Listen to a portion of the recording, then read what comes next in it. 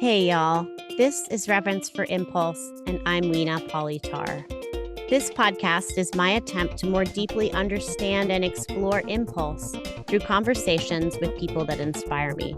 We step into connection without any planning or agenda, but with respect for the impulses that brought us here and shape how we are when we're together. I'm so glad you followed your impulse to listen in.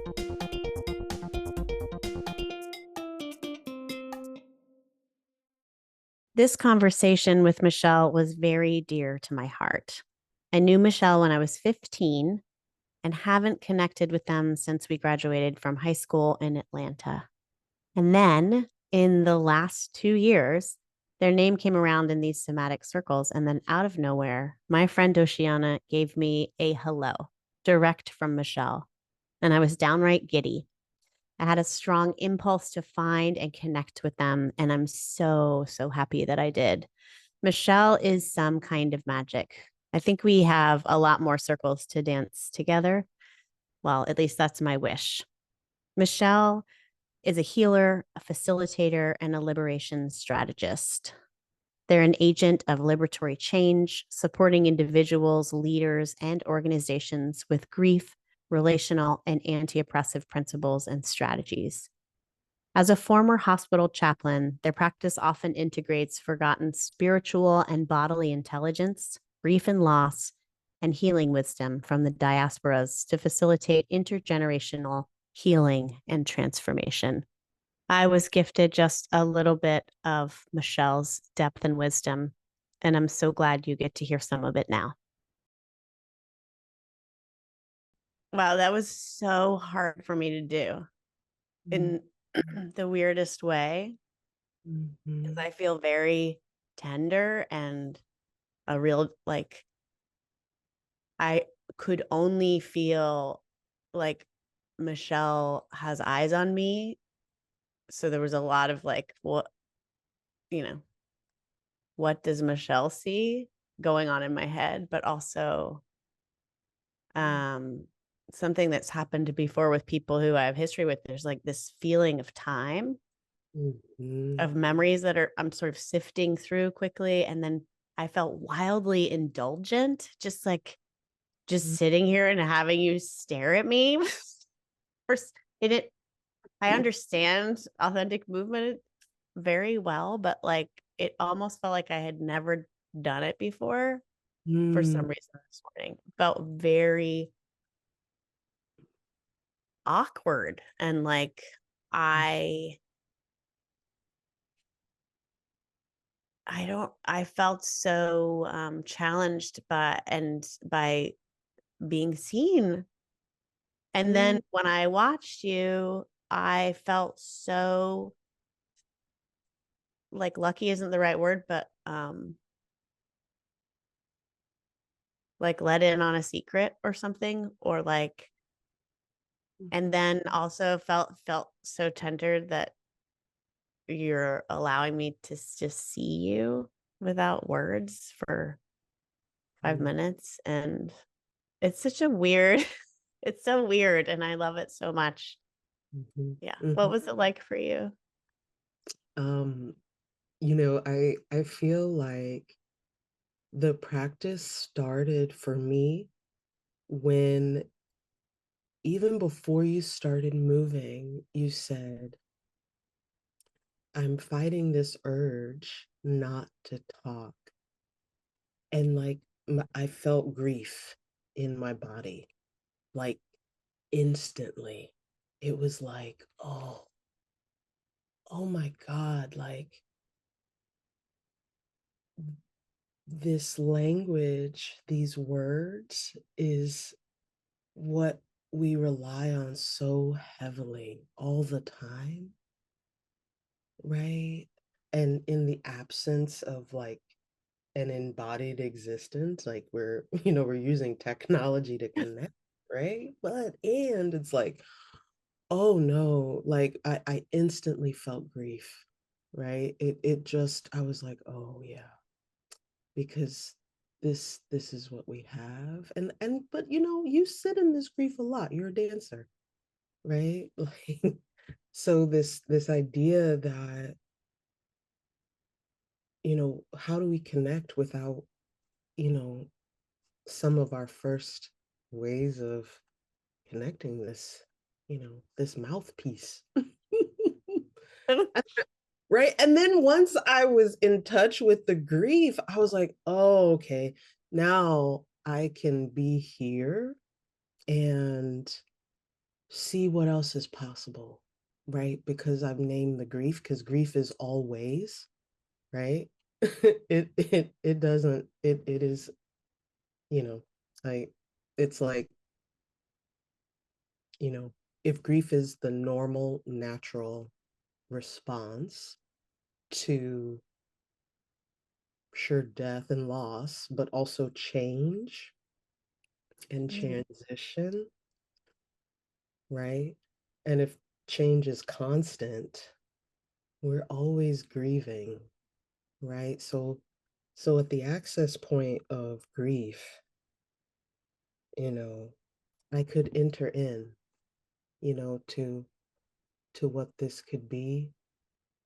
And yeah, the time, it was like you were coming in splices, like you were coming in and like, did we not play on the soccer team for like a hot second? Like, then I would see like you and like Rebecca Bokros. Then I would see you in like, the adult places and spaces that I know embody. It was like, whoa, this is wild, right? Yeah. Yeah, yeah. Thank you for naming the word grief is such a funny one for me. And I said tender, but I don't when you first popped on and I like saw your name and I pushed accept, like come into the room. I even now I feel like I'm gonna cry. And there's like this, and it is, and I think you're naming grief and I notice I'm like a little bit shy around that word Mm, because because it feels tender, but it is grief. And I mhm, think it's like I'm a little nervous about wedding this moment that I felt to that because of some probably weird implication within myself or story around it. But now that you've said that, because that's what I felt moving too, was there's all this, yeah, like you described time. mm, And as you were just talking to about that things are always changing. So grief is, of course, a way that we relate to the very real nature of change is the fact that it doesn't stay and there's loss and grief in the fact that it changes. mhm, And I mm, kept thinking of love too, that love is directly related to grief almost always. mhm, And to yeah. feel that sort of immediately, it felt like a little portal we Mhm, sort of swam through mhm, together.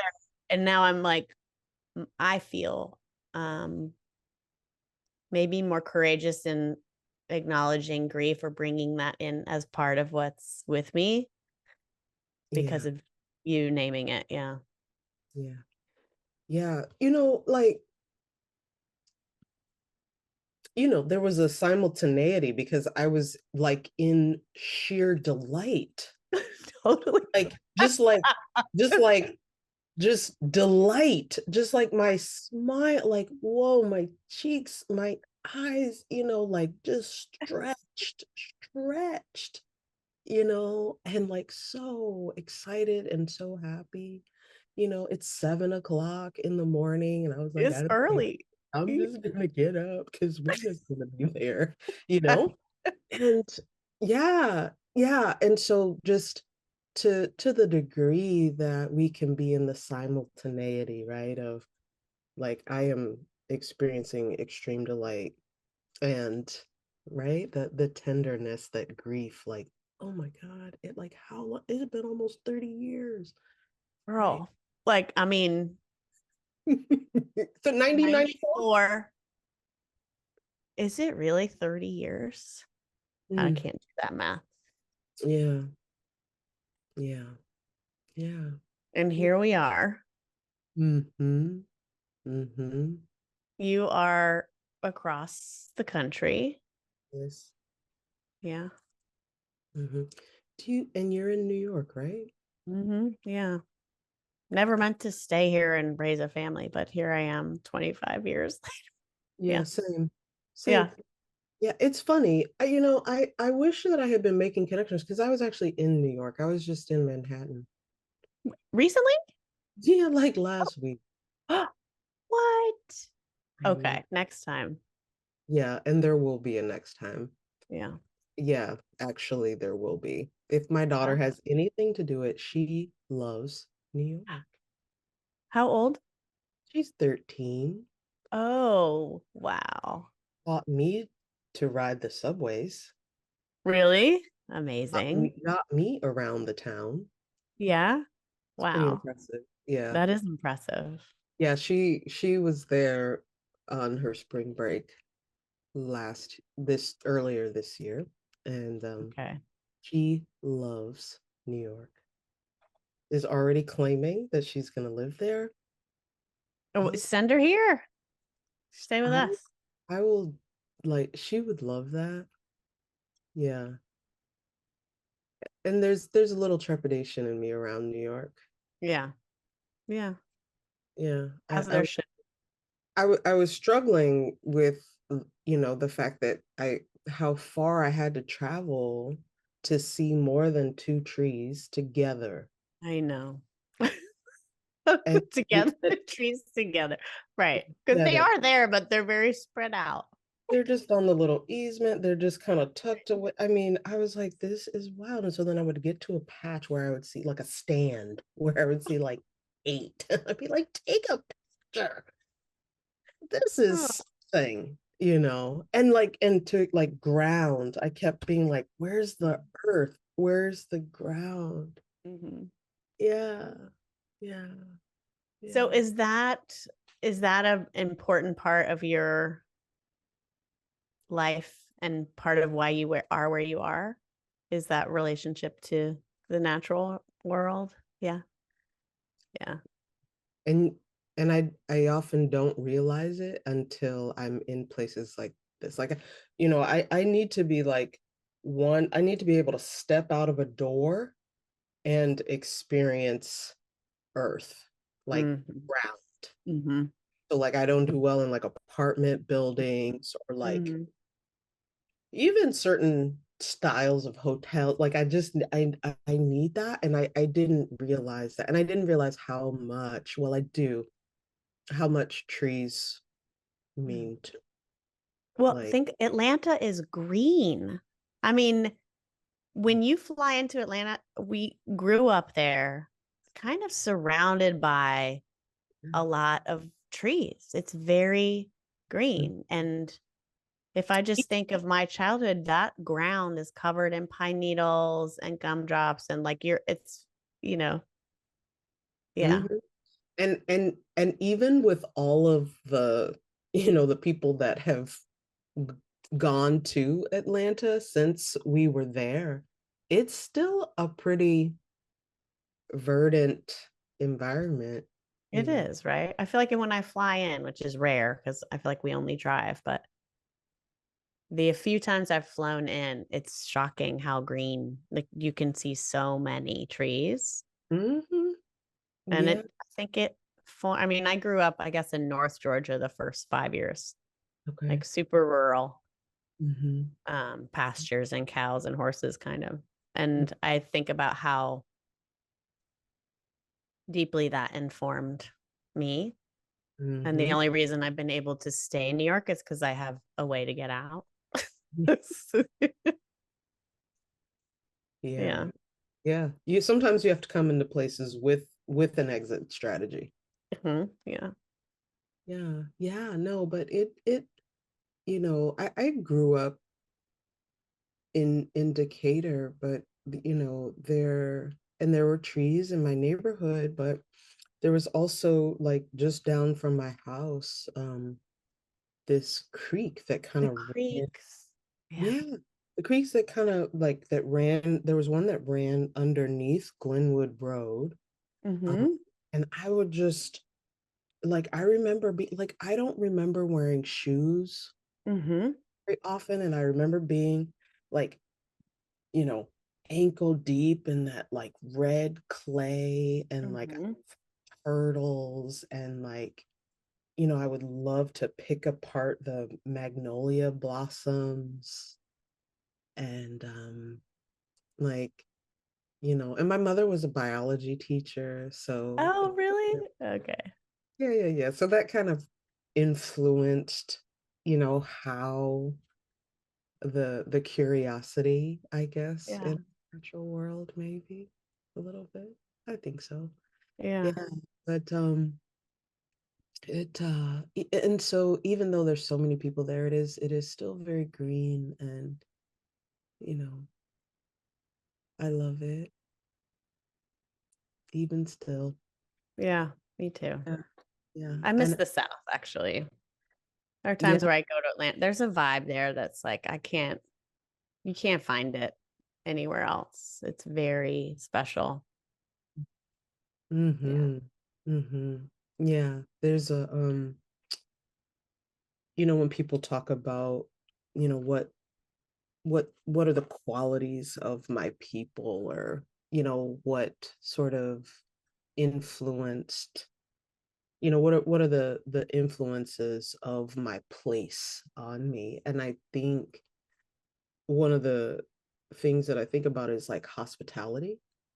Mm, And there's the hospitableness that you experience when you go to someone's home hmm. and offered things and you relax and you sort of enter into this different sort of portal, but inside the place of home, or in the South, your porch, right? Right. um and there's there's a way that i I feel hospitality as like as like an experience. So like there's a way of bringing people in, that um like you could always join, and Stop by. yep, stop by. You could, and you could always, I mean, even just like it, at our high school or just at the mall, or just there was Beautiful. just a vibe of being brought in, right? Yeah. And this air of hospitality that I feel I that has really sort of seeped into my bones, um that I feel like is very southern. Like I can be, you know at a conference center, right? And we can still be doing hospitality, right? Yeah. um Yeah. because I think it's a vibe, it's an energy, you know yeah. So I think that's one thing I in particular appreciate about growing up in the South. I'm thinking of, so we've hit on, I mean, just a moment of parenting that it's there, that we share that. Mm. This thread of grief, relationship to the natural world, bringing people in. And I'm wondering, like, are those elements that you feel are present in your work and in the way you've created your life? Mm.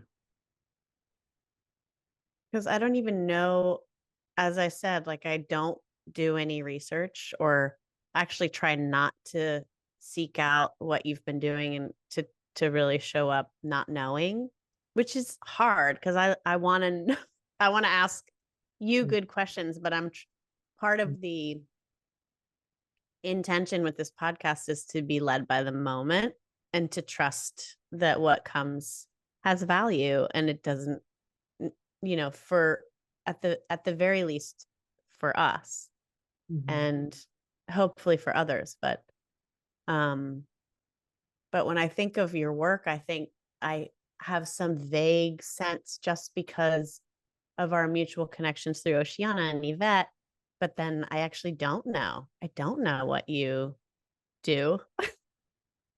This is so good.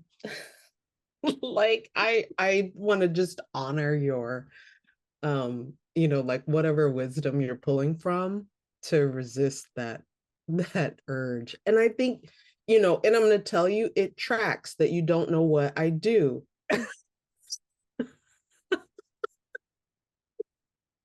It really does. And I have a moniker, but I'm going to tell you my work has evolved. Child, what I do is people find me. Mm, People find me and ask me to do something that they think I can do. wow. And then I tell them if I can do it or not. Oh my God, I love that so much. And then and then they have a title for it. And I'm like, oh, okay, sure, let's go with that. That sounds good. And but literally I want to say that my work is just it's not an accident that people don't know what I do. Now Mm, some of the things I get called to do, right, mm-hmm. that I can respond to, right, that I can have that sort of like sacral yes, right. So um let's see conflict mediation, Mm. restorative dialogue, transformative justice work. I get called for that. Facilitation. Um, I have some collaborators that I do sort of like embodied play with, for different groups. Um, sometimes people might want me to come in and talk about um grief. Some tragic incident has happened in a workplace and they want somebody to come in and hold space for the healing of the staff, the restoration of the staff, right? Mm. Um, and, you know, all of this is, I think, through the lens of two sort of important things that I think I've done in the way of training. And one of those, I I come from a long line of ordained ministers. Okay. So Oh. there's something about seeking that has always been a thing. And I got to college and I was like, oh, I'm gonna do music, but I'm also gonna maybe do like religious studies and blah blah blah. And then I was like, well, maybe I'll become a chaplain. And so I spent some time training as a chaplain, which is it is a really profound experience about learning about oneself in different situations. It's not a didactic training that you get as a chaplain. Like I'm thinking, like, Mhm. what does the study involve? I mean, like, what is it? What do you? How do you learn that? I'll tell you. So, um, there's requirements, but the training is through something called CPE, which is like clinical pastoral education. And so you have to take a certain amount of units of CPE, and these can happen on private university campuses. These can happen in jails. These can happen in Mm. hospitals. These can happen in many places. You can be placed. And so and the And I like I'm using the word training like so loosely, like it is just loose because like there's not really didactic training. They're like, well, this is what happened to me. I was like, great, I show up for my first day. We've had like one sort of like circle. I got to meet all of the other staff chaplains and chaplains in training and my supervisor. And the next time, I don't even remember what we were talking about. It was just something very existential and I don't know. So I show up the next day to the level 1 trauma center uh, in Seattle, and they hand me this pager. So the night chaplain leaves, hands me a pager, and they're like, oh, this will go off if there's a code in the trauma center, which was often, and you just respond to the code. You just respond, you just go to the location where this pager is telling you to go. And, you know, and then he left. And I'm thinking to myself, like, and do what? Right. That was my question. Hey, so, and do what? And so what you do um, is you arrive,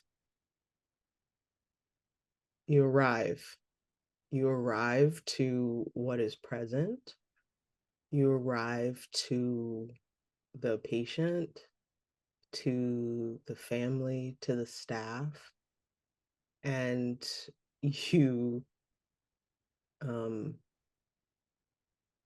there it's sort of a companioning. You're providing accompaniment is what I've started to um drill down on, right? And so you're sort of scanning the environment for ways that you can, arrive in this environment as somebody who may have some resource in companionship for Mm. what is needed. And at a level 1 trauma center, that's actually a lot of people. Um, I sat with people who were experiencing just horrific trauma, um, and to be with the families. But, you're also in this dance with yourself with, how am I showing up here? You know, what am I reacting to in this environment? And so the training is to be reflective about your experience, um, doing spiritual care or accompaniment, by request or not, right?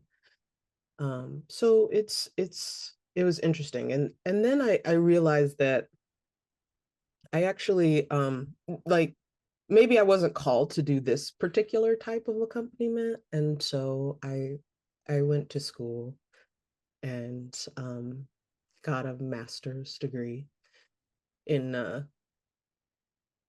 clinical and mental health counseling, and I became, a therapist, um, you know, and so those are kind of the things that sort of provide lenses, I think, Mm-hmm. into this work that I can't really name, that I let other people name for me, right? And I get to be in response to, which is a way that really, really serves me. And I think the folks who are coming to me. But I The don't word have. responsive just keeps coming as you're speaking. Even Mhm, when you said, I don't like, you can tell me, you can call it what you want, or that mhm, there's such an alive kind of responsivity, even in just how you're framing what I do mhm, is dependent on to what I'm in service and to whom and mhm, how I'm choosing to show up. mhm, And like what an alive way of talking about the ways we work or the ways we show up, the way we're asked. Like it's such an I think a lot about like, well, where is the need? how do I show up to this need, or how do I show up to this ask, or um Mhm. and it's pretty limiting if you've already decided how, with a title or frame or a shape of the work you're doing. You're already limiting what's possible in terms of that, what could emerge between these two forces coming together. So I Mhm. just love that. Yeah. And because also, there's the other process of arriving, because you have to listen, so people come and they think that this is the thing that, and that I might be able to offer, something toward their end. And then I'm listening, right? I'm listening, and often, what comes is really, I don't know how woo it is around here, but like what arises for me is the shadow, right? Like like all these things are coming at me, but like what is in the unsaid, Mm. right? Like what is there? And usually, right? And you know, there's a way that there's so many words because we don't really want to see, you know, this shadowy aspect of ourselves, right? So there's often a lot of words. So when I'm listening, right, I'm listening to the words, but I'm also listening to the unsaid. And so I, often my answer is that I can't help you do the thing. I could, but in integrity to my practice, I ought name, right? Right, the unsaid, the shadowy aspects, the things that we're running from, right? Mm. Yeah. I mean, I would say that is a is the same in different language to what I feel called to do, which is I hear all the things the person is saying, but Mhm. I'm really tuning into their body. I'm looking at like a lack of coherence, or I'm noticing what their body is actually saying that's not being said through the language and words. Just what Mhm. you just said, like what is in the unsaid. And my focus or my sort of scope is on the body. Yeah. And it often comes through my body. So noticing Mhm. I feel really drawn to some part of their body, and I don't know why I keep like Mhm. what? I feel some weird charge around their right arm while they're talking. It's not that I'm not listening, but I place equal value, kind of what you just said, on the unsaid. So I can Mm. hear the words, but I'm not going to hang out because I'm not a psychotherapist. So I don't have the chops in organizing the Mhm. verbal content and historical content that way. Mhm. And I'm not saying that's what all a psychotherapist does, but that's not where I hang out because I'm being drawn to the unsaid in the body. Yeah. Right. Right.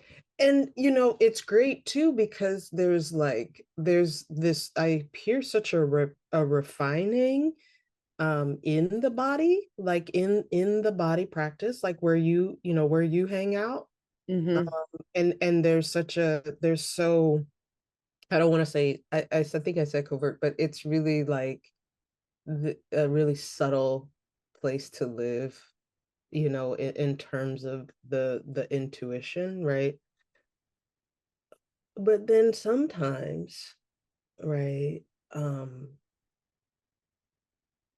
the especially in individual work, like my questions are, how is this this right here, this little spin you're telling me right here, how is this literally showing up in your body? So we're talking about sleep, we're talking about digestion, we're talking about high blood pressure, because what the body won't do is lie.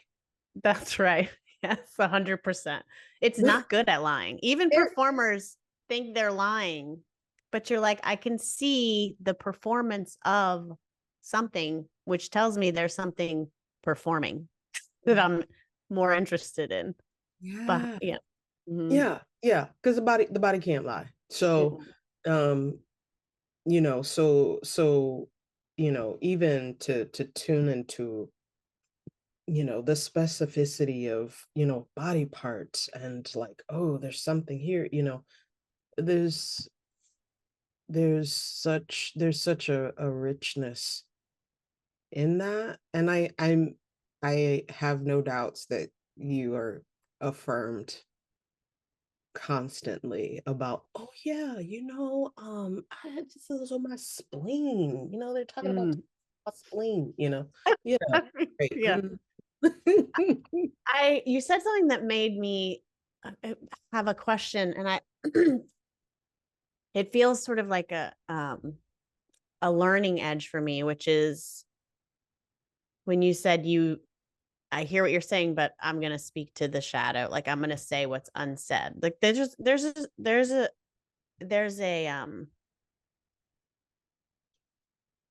an intuitive and wise impulse that's leading you to sort of speak out maybe what isn't in this person's perspective or where they want to hang out. I would say even a challenge, right? Mm, Like I hear what you're saying, but like this is over here. How are like what is that for you? And I notice in my own work because I feel so beholden to pacing and time of the person that I often fail to move on an impulse that says, hey, Weena, like you kind of need to challenge what's happening here, not move with it. And I mm, find that there's often like a little bit of a charge for me. And it probably comes from my own questions around self doubt or how do you know, or like what makes you decide you can do that. And when you said it, there's such a sense of clarity when you said it, of mm, how you decide to move on that impulsive challenge. mhm, And and to me, like some of the most therapeutic work I've ever received are the people who do that with me.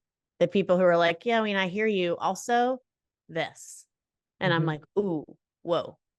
And so I want that mhm, challenge. I appreciate challenge. I appreciate texture as in a lot of ways.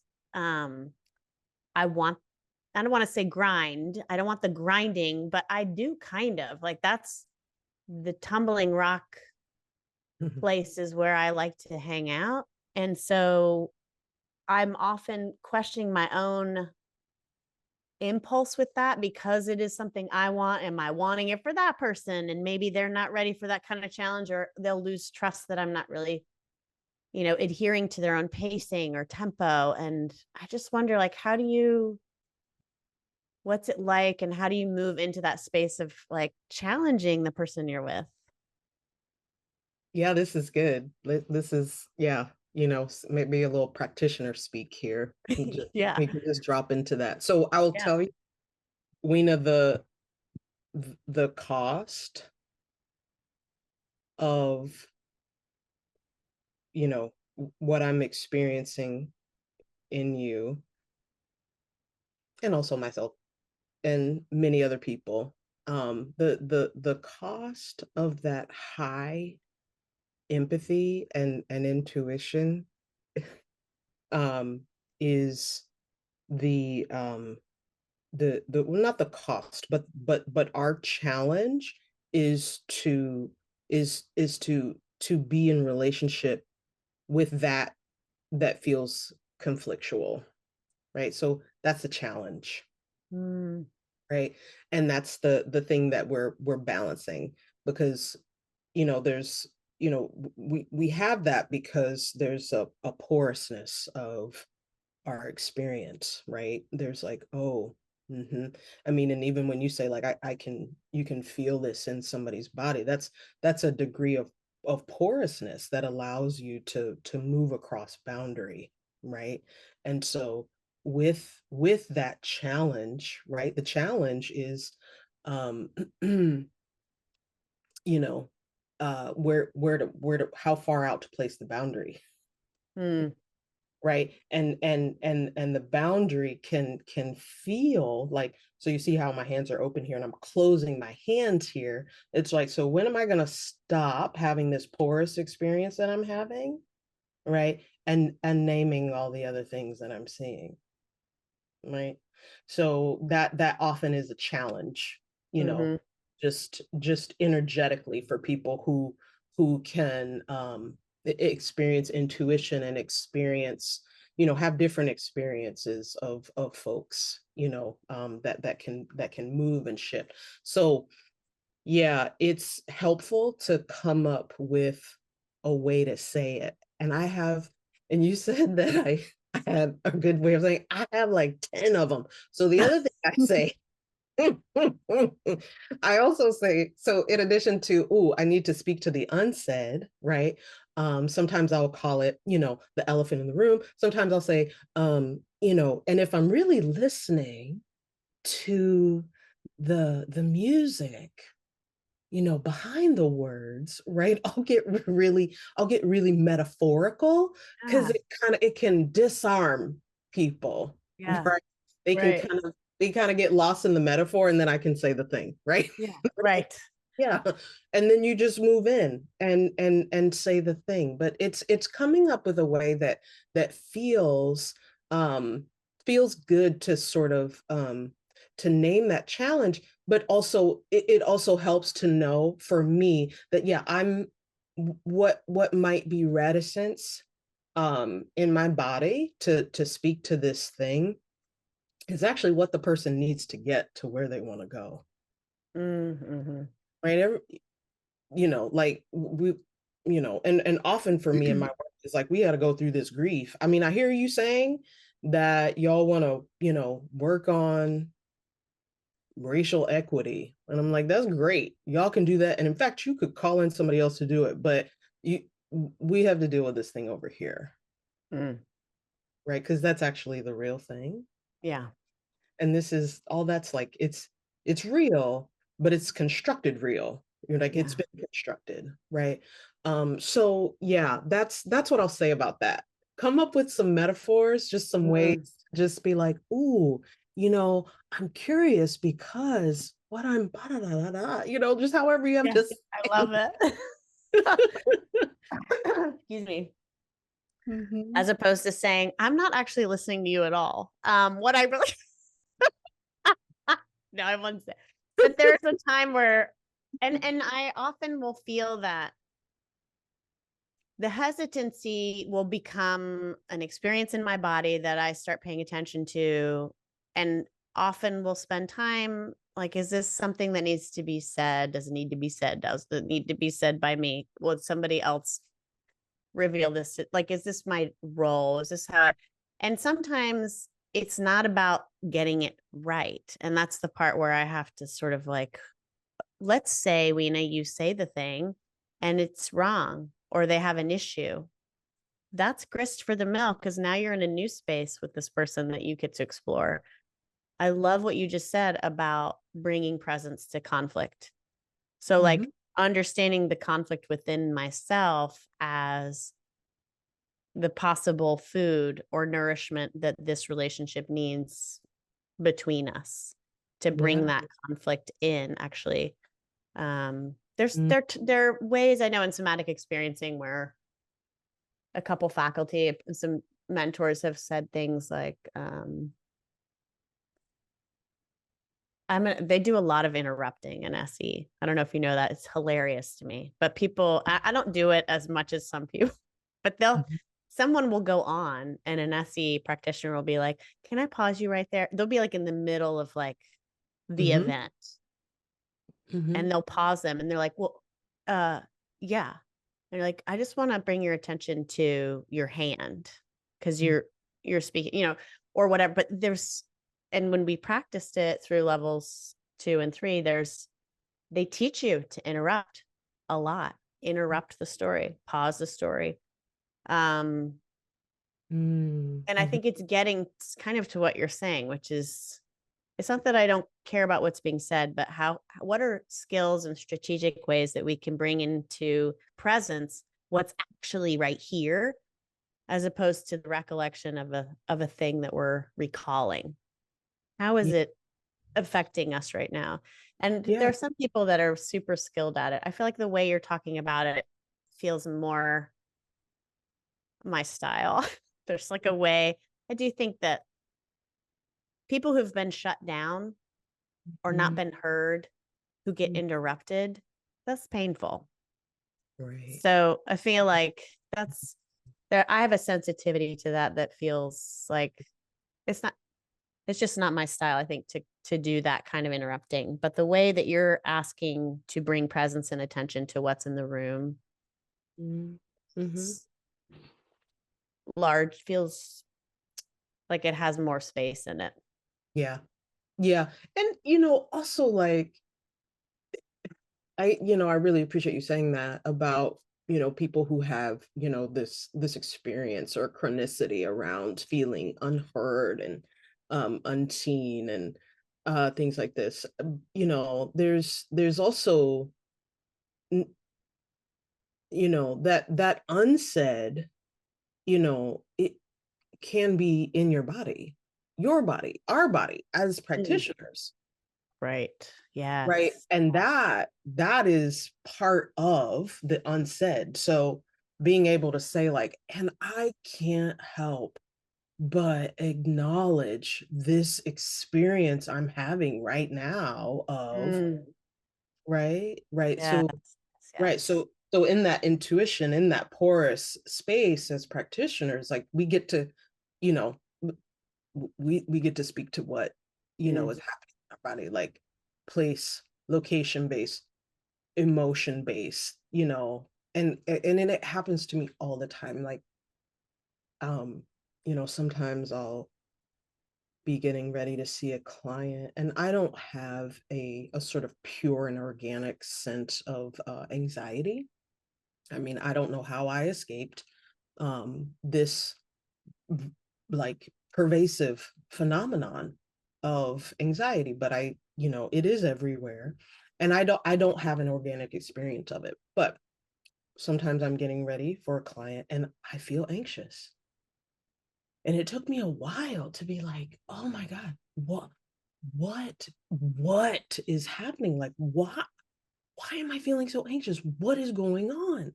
you know and so I'll get with the client, and I'll just say like, how's your anxiety?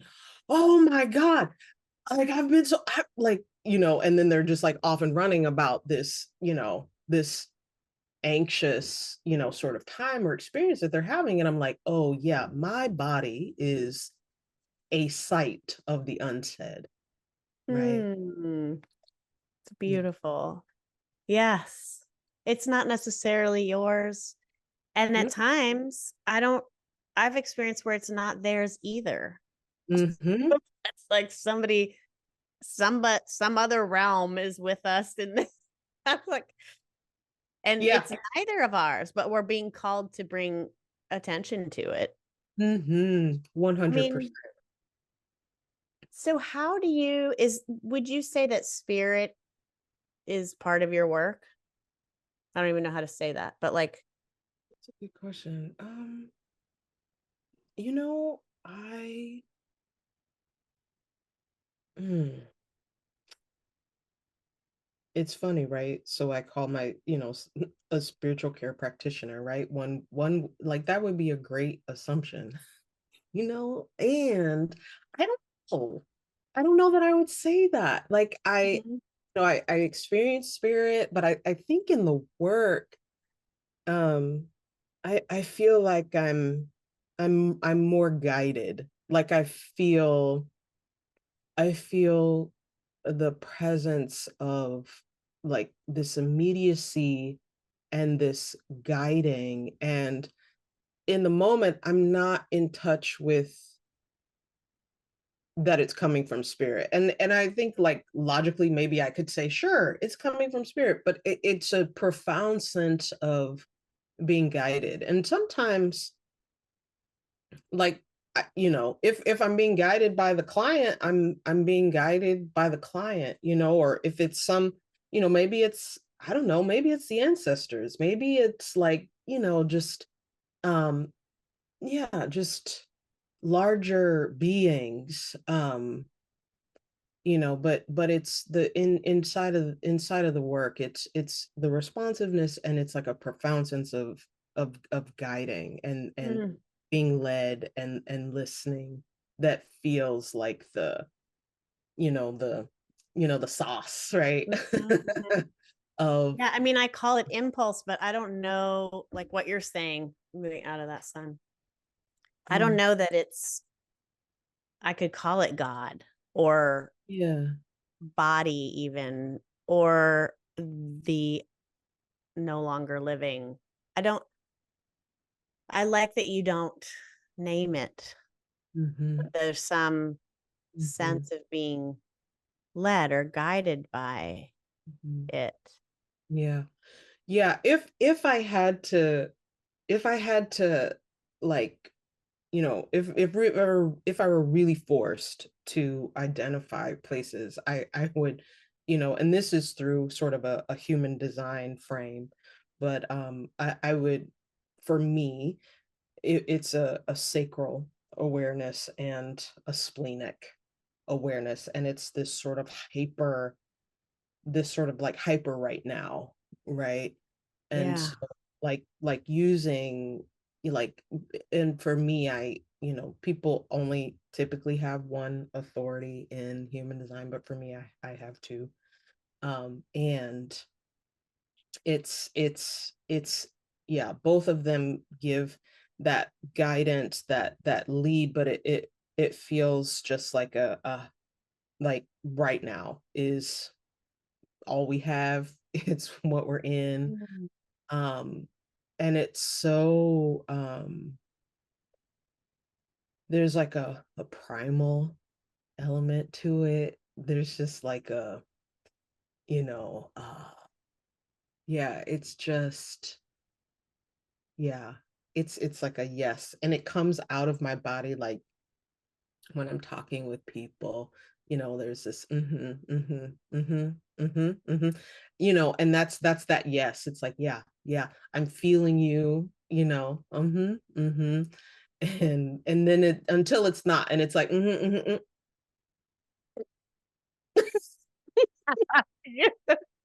Not there.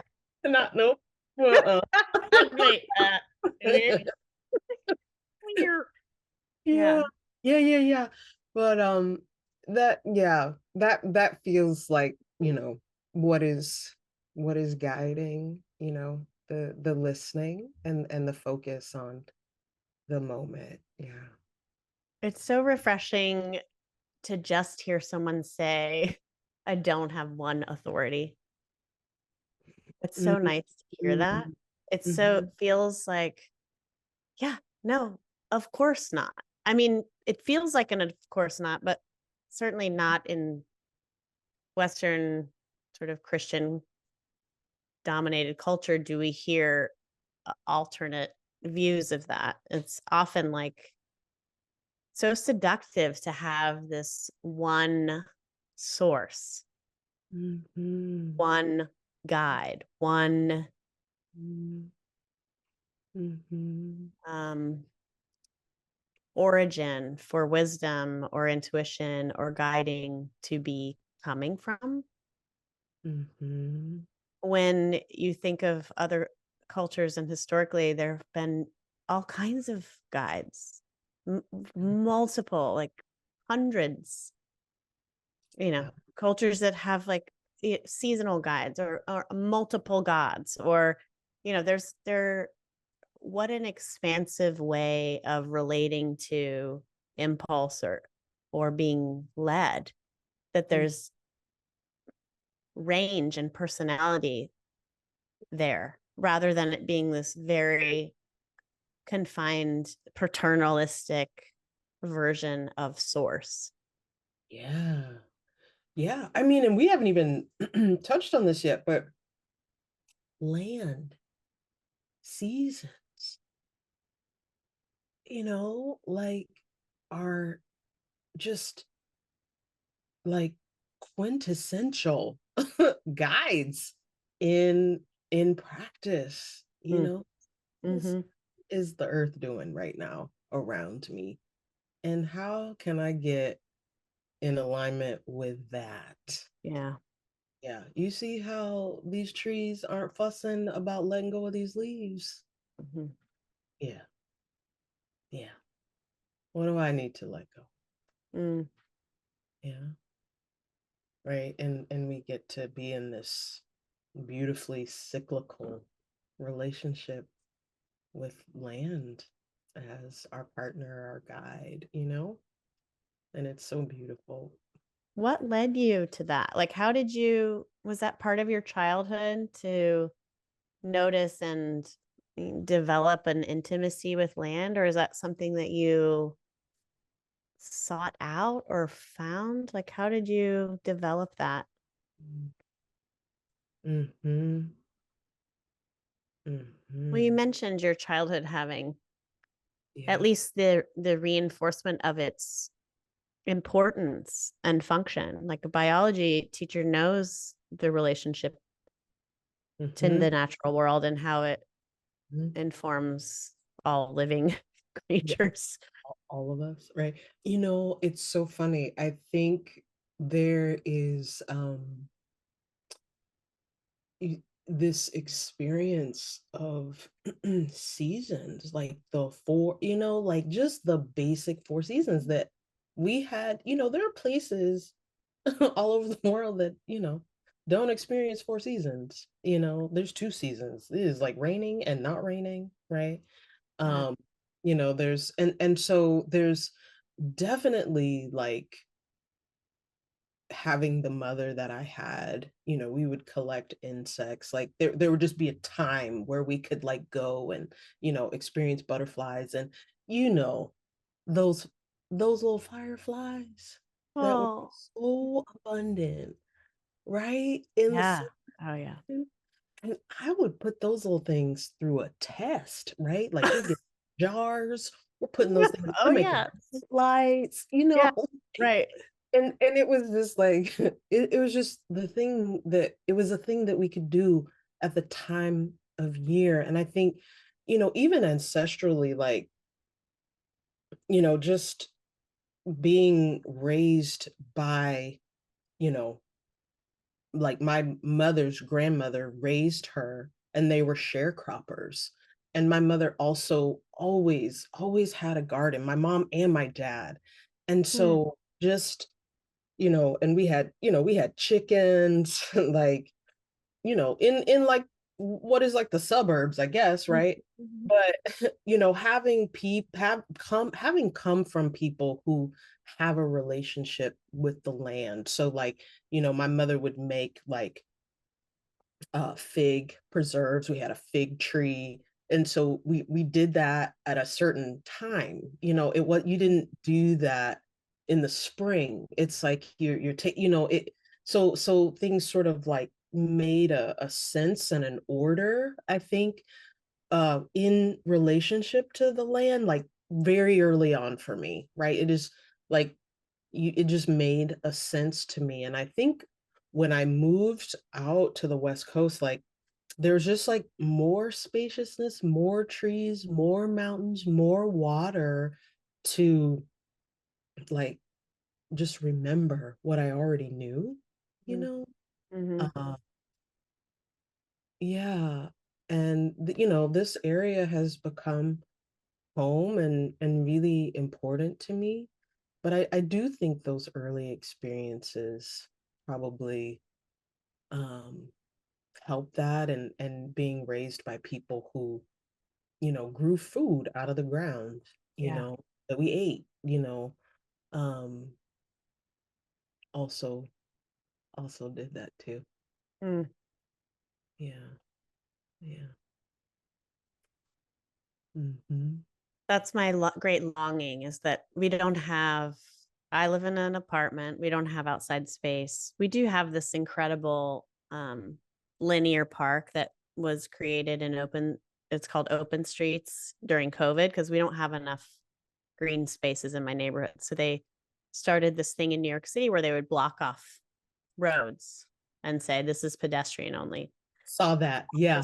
It was kind of amazing. And ours has become a full-on linear park. So they've like blocked it off fully, big cement blocks, and it's 30 blocks of space. And so you see people rollerblading. Sometimes there's like a card table set up and people, and it's in the road, it's just like, it's so, to me, it's such a like reclamation of space for people and not cars. And it's so cool to see all the different ways. And even now, like I look out my window, people are constantly walking, all ages, riding bikes, learning how to ride a bike.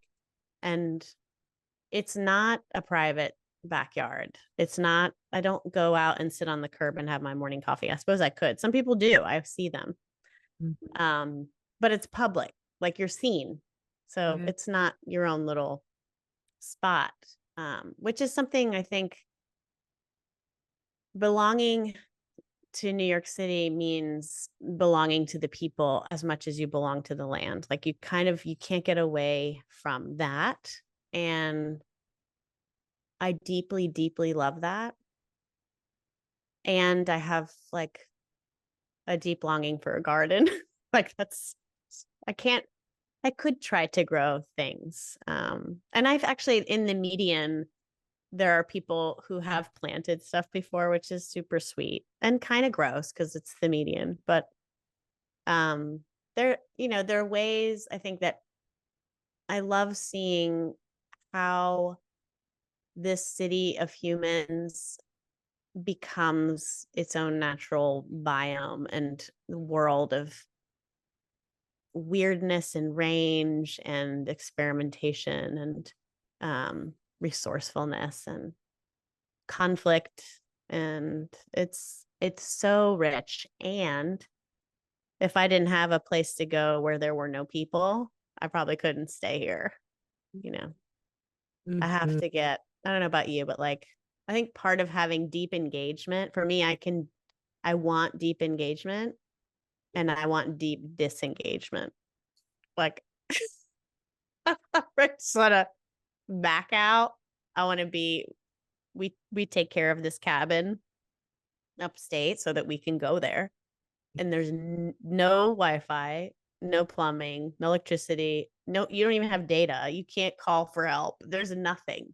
And I love it. I love it. And I need it. I Yes. could not find balance if I didn't have that. Yeah, I am 100% a hermit.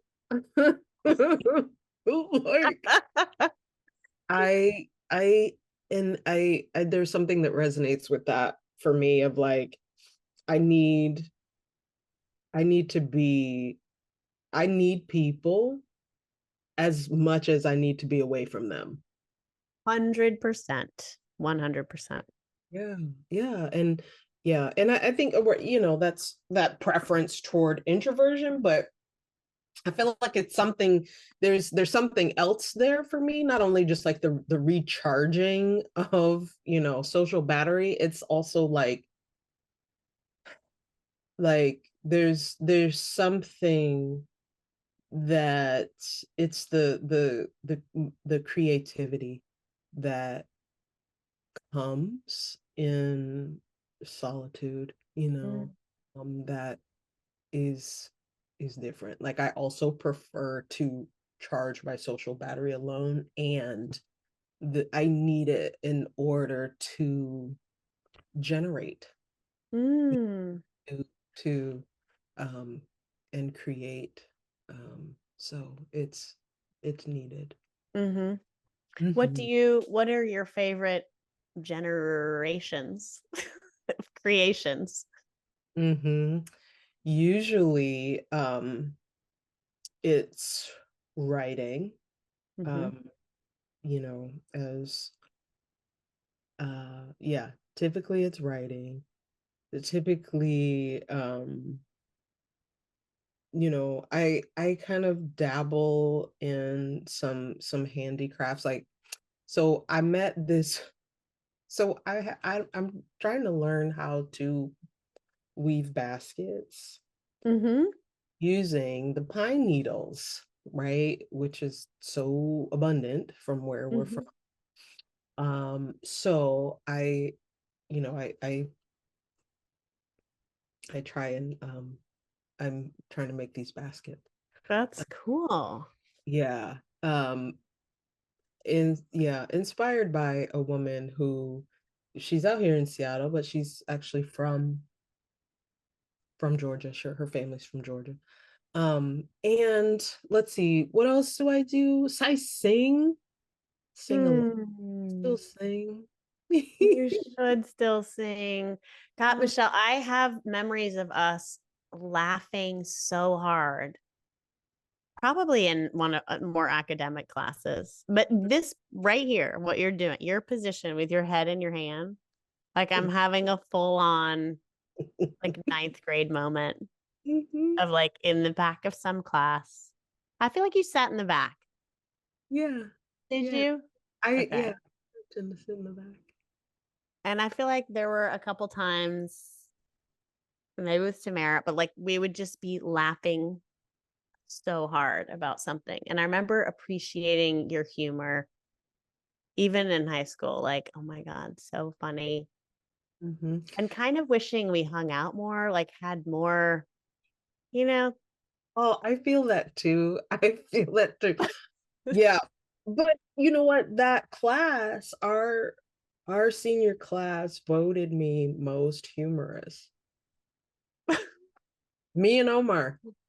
Oh my God. Omar No, too. We would no, no, no, no, no. crack Wait, up. was it Omar or Dorian? I don't know. Well, either. I mean, Dorian was the comic. Like he would Yeah, do, I think it might have been him. Yeah. No. but I, Omar and I would cut up and get in trouble all the time for making jokes.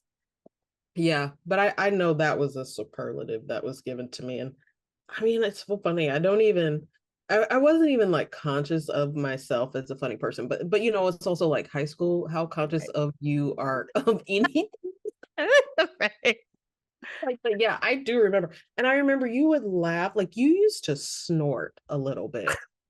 Really? Like, Real I apple. have this memory of like I can hear you laughing and like, yeah, yeah.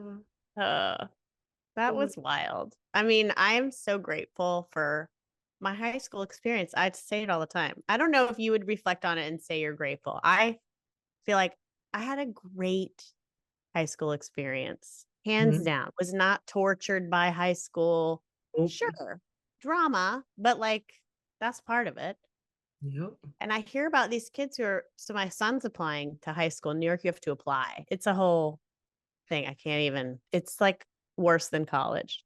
But Mhm. I'm watching these kids, and there are all these stats about these miserable teens. And all I think about is the only thing I could wish for is that my kids have a similar joyful, authentic experience of school. What a special school. And you listen, special people came out of there, not just you, who is Mhm. very special, but look at our cohort and the people who followed. I mean, what? Okay, literally, I mean, and I don't know if you're gonna keep, recording this or whatever, or but just like the span of our years, like if we were to like, Yeah. span out 3, 4 years and back three, I mean, Listen.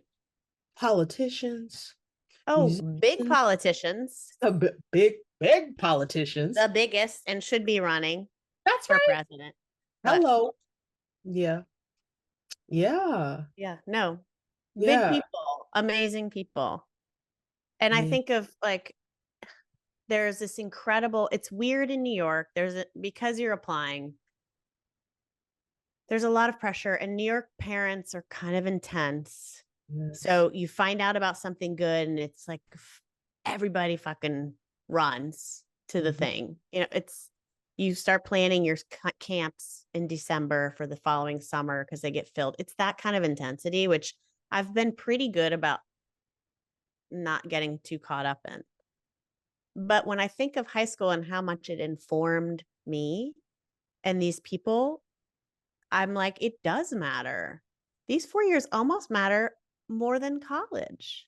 Think Yeah. about the developmental, Mhm. just what's happening, not just in your body, but forming ideas about the world and understanding how you want to be in it, who your people are, that I feel like that's really in high school. So Yeah. I don't feel pressured to find the like top end high, collegiate, whatever. That's not our goal. It's like I'm always scanning for like where are the kids happy? Like I'm looking at who's given the tours. I'm like, are these kids robots or are they like lit up by being here? That's what all I care about, honestly. And you can feel So, it. This the yeah. tours, you feel it in these kids. And I so that my pressure is less about I could care less what college he goes to. My pressure is about like where are there happy, healthy people who are finding themselves. Yeah. And it just makes me reflect over and over again at how lucky we Mm. were and what a gift that high school was. Yeah. Yeah. I feel similarly. And I don't, I mean, yeah, it was an amazing, amazing experience. And it's so wild what they were able to create just down the road. I mean, and I think like, well, what if, would I have survived Towers High School? I don't know. I don't No, think I went to so. Stone Mountain High for junior high and I could not get out of there fast Mm-mm. enough. I wouldn't have made it. I would not have No, made it. Yeah, no. it's so true what you're saying. And it's like, my we're kind of making a decision about, private versus public, which feels weird because my mother was a public school educator for 33 years. So I almost feel, Same. some shame around even naming this. But, knowing my child, and that so the reason we were in New York is because she had been planning for a year to go to Anime Con. Oh, that's so cool. Right? Her and her like friend, another like biracial kid, like they're gamers and totally into anime and she loves cosplay. Like, and she at her middle school, they're girls who are asking her questions like, well, why don't you have any black friends, and she's struggling to kind of answer that. But then we go to Anime Con, and when I tell you that this thing was like a third Asian, a third black, and like a third white folks, and she could walk around and see young women who looked like her, dressed like even choosing the same character as her. Like she Mm, just, it was like, oh, mm, my child just found her people, right? mm-hmm. And it was funny because she walked away. We had split up, and I saw this woman like in her early 20s, dressed as the same character as my daughter, like Toga. And I was, oh my gosh, if you see my child walking around here, will you say hi to her? Because we missed the meetup and blah, blah, blah. And she was like, yeah. And then I was like, can I take your picture? She was like, of course. And did this full on, like, fashion shoot with props to like so that I could show my daughter, Uh-huh. What's right? possible? What's possible. And like, oh my God, it was, I mean, yeah. And when we left, my daughter was like, so when I moved to New York, how many times a year do you think you visit me? And I was like, oh, honey. You just say the word. She's like, yeah, I'm probably gonna live here someday. Oh, it's an amazing place. I mean, I never in a million years would have thought I would raise my children here. And I feel so, so lucky that we did. What they're Yeah. exposed to on the daily and how I mean, it is intense Yeah. and it's lots of other things too. So you Mhm. send her my way. I sure will. Yeah. And she's like, yeah, some point in my life, for some time in my life, I'm coming to New York. All right. Well, I've got people for you. Yeah. Yeah. Yeah. Yeah. How old are your kids? So my daughter is 9, my son is 13, and I have 2 stepsons that are almost 21 and 22. Oh my gosh, a brood. Look at It's a that. brood, the big range. It Yeah. feels like, the older boys are back in New York. The oldest one just graduated. So he's back in our mix again. And the other one is around working. And so it feels it's a really sweet spot because they're independent and on their own, but they're also part of the family. And the little ones love them dearly. They're very close. And I mean, just to just a plug for adult children, they're Oh, so fun. It is yeah. so fun to have adult children. Yeah. They're like super cool. I want to like hang out, go out Mhm. with them. They're smart, they're funny, really interesting perspectives. They bring good stuff into my life. It is really I love watching my kids grow. I just really love it. I miss babies for sure, but I don't know. It is a treasure to see. It just keeps unfolding. Yeah. I It's mean, true. Very true. I mean, even the difference between 9 and 13 is huge. But yeah, huge, yeah. I actually yeah, I thought maybe I would like do another run at trying to have a kid later. And yeah, I mean, I was unsuccessful. And then I look back and I'm like, that was probably a good idea. yeah. Uh, but the more they age, the more fun my daughter gets, it's like, wow. It's so cool. Yeah. Hmm. Mm. How are you doing? How are you on time? You I'm, okay? yeah, yeah, yeah. I think it is. Yeah, yeah. Wow, the time it went Right? by. I know. I feel like we're just starting too. So I'm like, okay, so now let's begin. Right. Yeah, yeah, yeah. What do you Oh, have coming up? What's coming up on what are you excited about? oh, that's such a great question.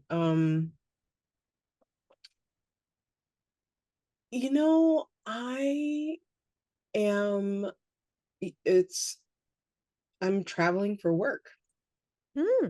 which is, I mean, it's, obviously with, the last few years, that had slowed a little bit. And that was not necessarily an experience that I was slated to have as a therapist, because you kind of stay put. But I do coaching, and so I can see folks in different places. So I have a couple of clients in India and the UK.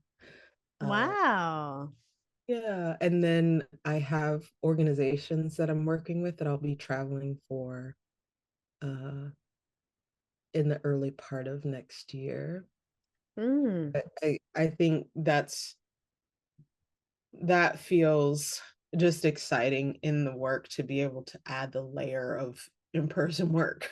Oh, totally. I and being miss it. and being with groups. Like I went to New Mexico, um and I spent 3 days in New Mexico with a really sweet sort of progressive philanthropy organization. And I mean, it was phenomenal. um so what feels exciting is working more in person, doing some traveling. Hmm. Yeah, that feels right. um It's funny when we just started talking about high school because that's like where we left off. And here we are talking about our kids starting it. Um, and what wow. a wild full circle. Aging is it's kind of amazing to me. I have to say, like, I mean, sure I could do with less wrinkles and maybe more mobility. But honestly, I feel like it gets better and better. I enjoy aging. I enjoy getting older. And Mm, a lot of it has to do with these kinds of moments and these kinds of not mm, just interactions, but reconnections and you mhm, know, having time and space in my life where I can reach out and reconnect to time and past, but also feel really lit up and excited about what's being created mhm, between, in my work and in your work and seeing you thrive. And I don't know, I think it's not something I felt capable of doing, I don't know, 25 years ago. I was very focused on stabilizing myself and getting mhm, ground. And I think having ground is feels really good because of what it affords. And it's these moments. So feeling grateful for that. mhm, mhm. Yeah. I my friend just led a workshop on conscious elderhood. Conscious Mm, conscious elderhood, maybe? Yeah. Yeah, I can't say that I'm mad at getting older, because I feel like, so much of my early practice, of like being a human was tuning into this idea of like the I don't know mind, okay, like, oh, great, that's great. But as I get older, there's some shit I know. yeah. Thank you. Yeah. There's some shit that I know. You Yes. and it's not that it's necessarily comforting, but in some ways it is because it's just like, oh, Yeah. I know, I, I don't know what I'm going to do or be asked to do and respond to, but I know a lot about what I'm not going to do. Mm, yeah. I Yeah, there's some things that I'm not doing anymore. And that feels like such a rich knowing, Mm, you of just the practice of being free, just oh, yeah. liberation, you know, is largely knowing what I'm not gonna do. Yeah. Yeah. I Mm, love that. mhm, mhm, Yes. Stepping mm. into elderhood. I mean, we're getting there, but I've turned 48 at the end of December. And I Yeah. feel, I don't know about you, but I feel those little nudges, like kind of what you just said. Like I do know some shit. I feel those little nudges of like, you can actually stand there and Mhm. take up that space. And Yep. that's a gift to do for others. And I feel it here with you. Like, yeah, Yeah. you've Yeah. already stepped into that. I can feel that's not, that doesn't feel, there's no hesitation, I feel. Mhm. Mhm. Mm-mm. Yeah. Yeah. And yeah, and it feels really really free. I was talking to someone about, you know, I used to walk around with my head down when I was, in high school, college, and I'm not even really sure why. And I had this moment where this woman walked up to me and she didn't ask me like why I had my head down or why I was, you know, She literally just came and put her hand on my chin and raised my head up. And I looked and I kind of surveyed the landscape from this vantage point, and I never walked around with my head down again. You know? Mm, And it was just a really I was in college. Um, but it was just a really profound moment for me. And I don't know, and maybe it comes back to how we started, um, you know, how we are maybe freed but also limited by, you know, language and the verbal. Because this woman literally just did this, right? She didn't have to say anything. I didn't have to say anything to her. mm, And it changed how I see the world. And how I walk around, how I see myself in it, the space I take up, right? So when you look up, it's a way of taking up space, and this was a way of not taking up space, right? Or in the imagination that I wasn't, but yeah, mhm. yeah, yeah. I love I love hearing that. And it's such an embodied claim to personhood and value and worth. And even if you just think about that vantage point and what it allows you to take in or witness, be witness to, it's bigger, broader. Mm-hmm. Mm. Yeah, yeah, yeah. It changed me. Mm. So yeah. Thank you so much for spending this early Mhm. Friday morning with me. I didn't think about it till I woke up and I was like, oh, damn, I think it's 7. Yeah. Yeah. It really was. It actually was 7. Uh-huh, So thank uh-huh. you for doing that, for getting up, for being generous with your time and presence, Yeah. and being willing to like step into relationship with me after Yeah. girl 30 years. Oof. Yeah. Yeah. Hmm. Yeah. My my deep, deep honor, deep pleasure. This was an amazing way to spend a Friday morning. Um, this can't be the end either. Yeah. That's something I feel. There's some more cycles that have to happen here. I really I want to more. I want to see you. yeah. I want to Yeah, share there's the same space and air, and yeah. yeah, I'm definitely attuning to that as well.